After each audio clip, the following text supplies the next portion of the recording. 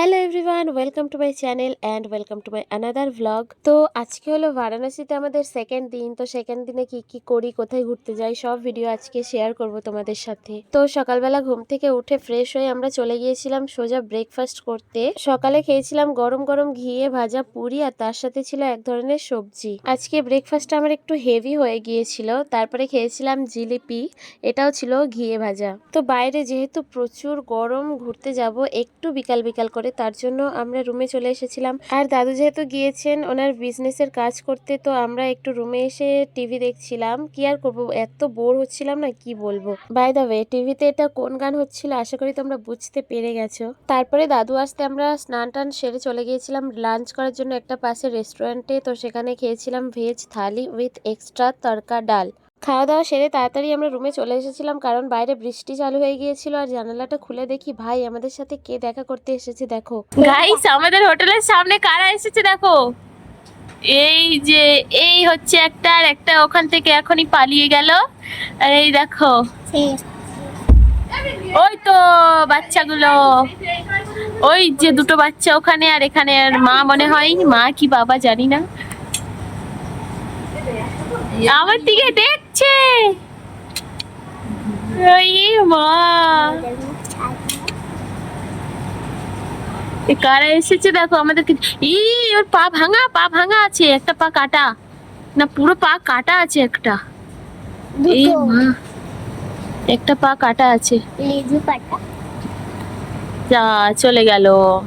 তো তারপরে বিকালের দিকে একটু রেডি হয়েছিলাম, আর আজকে আমি পরেছিলাম এই কোয়ার্ড সেটটা। আর আমার গেট রেডির ভিডিও অলরেডি পোস্ট করা আছে, তোমরা দেখে নিতে পারো চাইলে। দেন আমরা একটা অটো বুক করে নিয়েছিলাম, আর তারপরে আমরা আজকে ঘুরতে যাব হচ্ছে কাশী হিন্দু বিশ্ববিদ্যালয়, আর হচ্ছে যে নতুন বিশ্বনাথ টেম্পল আছে ওখানে। এখানে কিন্তু আমাদের সাথে একটা ফ্রড হয়েছিল। অটোওয়ালা বলেছিল যে বিশ্ববিদ্যালয়ের ভিতরে খোলা আছে জায়গা, ওখানে আমাদেরকে ঘুরতে নিয়ে যাবে, কিন্তু আমরা গিয়ে দেখি পুরো বন্ধ। অটোওয়ালাগুলো জানতোই, জেনে বুঝেই ওরা কিন্তু আমাদের সাথে এই ফ্রডটা করলো। আর এটা হচ্ছে বিশ্ববিদ্যালয়ের গেট। যখন গেট থেকে ঢুকছিলাম তখন আমার মনে হচ্ছিল যে হয়তোবা ইউনিভার্সিটির ভেতরে আমরা যেতে পারবো, তখন একটা আশা ছিল, কিন্তু না, বন্ধ ছিল পুরো। আর এটা হচ্ছে ইউনিভার্সিটি, আর এই ইউনিভার্সিটিটা হচ্ছে এশিয়ার সবথেকে বড় ইউনিভার্সিটি।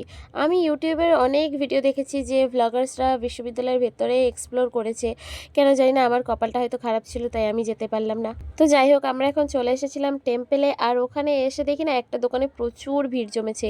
আমরা গিয়ে দেখলাম যে ওখানে কোল্ড কফি পাওয়া যাচ্ছে 40 টাকাতে, আর ওরিও শেক পাওয়া যাচ্ছে 50 টাকাতে। তো আমরা দুটোই ট্রাই করেছিলাম, বেশ ভালোই লেগেছিল খেতে। তারপরে আমরা এখন চলে এসেছিলাম যে মন্দিরে ভিতরে, কিন্তু দাদু ঢুকেছিল, আমরা কিন্তু কেউ যাইনি, আমরা বাইরে বসেছিলাম। মন্দির থেকে ঘুরে চলে এসেছি। এখন আমরা যাব হচ্ছে কাশী চাট ভান্ডারে, যেটা হচ্ছে বারাণসীর ফেমাস চাটের দোকান। তো প্রথমে আমরা যে রাস্তা দিয়ে যাচ্ছিলাম সেই রাস্তা ছিল প্রচন্ড ভিড়, তাই আমরা অন্য রাস্তা দিয়ে যাচ্ছিলাম। আর এই রাস্তায়ও মোটামুটি ভালোই ভিড় ছিল। মোট কথা হলো বারাণসীতে সব সময় সব সিজনেই এইরকমই ভিড় থাকে। দেখো, তারপরে আমরা চলে এসেছিলাম কাশী চাট ভান্ডার দোকানে। আর এখানে বাপরে বাপ লাইন দিয়ে চাট নিতে হচ্ছিল, এত ভিড় ছিল।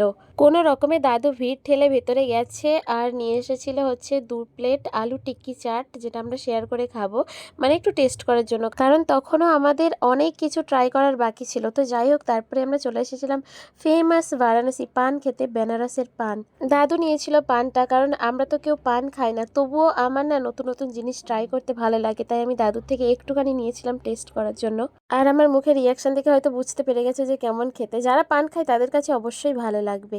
তারপরে দেখো এই দোকানটা, বন্দনা সিল্ক। হ্যাঁ, বারাণসীর এই দোকান থেকে নীতা আম্বানি শপিং করেছিলেন। তো আমরা এখন ওই দোকানের সামনে একটা ফুচকা দোকান থেকে ফুচকা খাচ্ছিলাম। তারপরে আমার দোকানটা চোখে পড়েছিল, তো তারপরে ফুচকা খাচ্ছিলাম। আর ফুচকা খেতে গিয়ে আমি একটা নতুন জিনিস আবিষ্কার করলাম। দেখো ফুচকা দোকানে এই পাতাগুলো দেখো, কত ইউনিক না। হ্যাঁ, এগুলো ছিল আসল গাছের পাতা। ব্যাপারটা ছিল খুবই ইউনিক আর ইকো ফ্রেন্ডলিও। তো যাই হোক, তারপরে আমরা ঝাল ফুচকা খাওয়ার পরে মিষ্টি ফুচকাও ট্রাই করলাম। আজকে কিন্তু আমরা অনেক কিছু খেয়ে নিচ্ছি, আজকে ডিনারটা আর করতে পারবো না হয়তো। তো যাই হোক, তারপরে ফুচকাগুলো খেয়ে রাস্তা দিয়ে যাচ্ছিলাম, তখন দেখি এই একটা কাকু মানে ওড়না বিক্রি করছে 50 টাকা করে।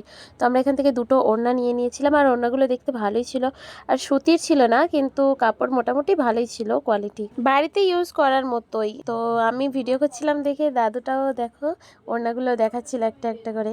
আর এদিকে দেখো আমার দাদুর তো মিষ্টি ছাড়া চলবে না, মানে মিষ্টি লাভার আর কেউ নেই, যেখানে যাবে মিষ্টি তার তো মাস্ট খাওয়া চাই। এত কিছু খাওয়ার পরেও মিষ্টি খাচ্ছে, দেখো রাবড়ি খাচ্ছিলেন ওখানে, আমি খাবো না বলছিলাম তবু আমাকে জোর করে 1 চামচ দিল আমার মুখের মধ্যে। আমার কিন্তু অত মিষ্টি ভালো লাগে না। তারপরে সবাই মিলে চললাম রুমের দিকে, কিন্তু আমি বললাম যে না যাব না, ঘাটে যাব। সন্ধ্যাবেলা গঙ্গার ধারে বসতে ভালোই লাগে। অ্যাকচুয়ালি তখন সন্ধ্যা বলা যায় না, প্রায় 9:30 কাছাকাছি বাজতে চলেছিল। তো দাদু গেলেন না, উনি একটু টায়ার্ড হয়ে গিয়েছিলেন, আমরা সবাই গিয়েছিলাম। আর যাওয়ার সময় দেখি না এই যে একটা দোকানে এই লকেটওয়ালা চেনগুলো বিক্রি হচ্ছিল মাত্র 50 টাকা করে। বার্গেনিং করে আমরা না দুটো নিয়েছিলাম 80 টাকাতে। তো একটা ছিল আমার ফার্স্ট লেটার নামের পি দিয়ে, আর একটা ছিল হচ্ছে এই সোয়ান মতো ডিজাইনের। তো তারপরে চলে এসেছিলাম ঘাটে।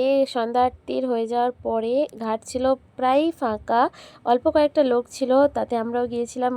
মনোরম পরিবেশ আর হাওয়া চলছিল কি জোরে, এত ভালো লাগছিল না বসে থাকতে ওখানে, আমার তো যেতেই ইচ্ছা করছিল না।